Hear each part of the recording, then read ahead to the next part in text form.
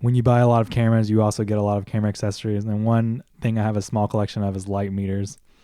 And all these old school light meters have a basic principle. There's a dial on the front, and by lining up the lines on the dial with the needle on the light meter, you can get your camera settings. Basically, you line up your shutter speed, aperture, and your ISO, and then you use those settings to put into your camera, and you'll get the right exposure. So this is a Calic from 1948 I got from buckus.org. And in 1948, $20 is actually like $200 a day. So I'll refer to it as in 2014 dollars. But first one's going to be GE DW light meter. This one's pretty old, pretty rusty. The dial is pretty rusty. The selenium cell, which is like senses the light, is at the top. So in that pocket right there. Dial still works. It's just rusty. There's the selenium cell. And this is the needle in the back of it. Another pretty expensive one, actually a little bit cheaper, about $160 in today's money, is the Western DR853. A little bit uglier, a little bit simpler on the back. So on the back here, you can see a little cover, and the cover allows you to adjust the light going into the selenium cell. And a lot of these light meters have like a high mode and a low mode because shooting indoors or shooting outside, you kind of need those two settings, and they're really, really, really different. Here's the dial on the front. Pretty simple. The Western Master 2, this is pretty expensive, so almost $300 in today's money. But this one's probably my favorite one I have. Just gorgeous. And has a really big display. It's rounded on the back. Another cover for high mode and a low mode. But this looks cool today, and it's about 60 years old.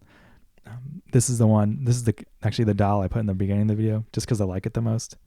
It's really simple to use. I had to clean it up a little bit, but not much. It's in great condition, and I probably should just use this one as a backup.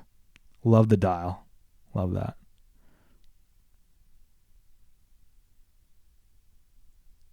Next one is the Norway Director. So this looks a lot like the current Sekonic light meter that's out. I'll write down the number. But the Norway Director looks really familiar. That's probably why I don't think it looks that cool, because it looks so familiar.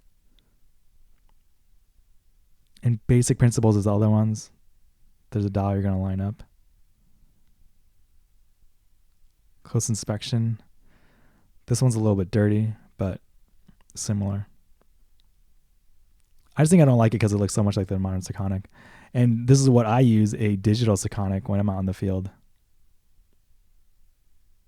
Basically, no more guesswork with the digital versions.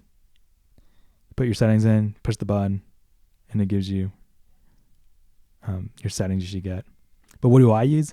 I actually use an iPhone app. So I have an iPhone 5S, and I use this app called Expositor because I have my phone on me all the time, and the app works pretty good.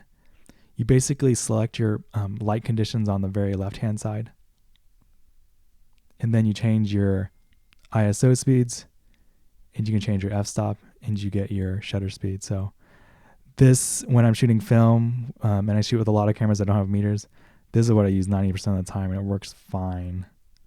I actually take out my Sekonic just to test to see if these settings are pretty close, and it's pretty close actually. So hope you guys enjoyed this quick video. A little bit different than other things I've been doing, but that would be cool to do and just show off my light meter collection.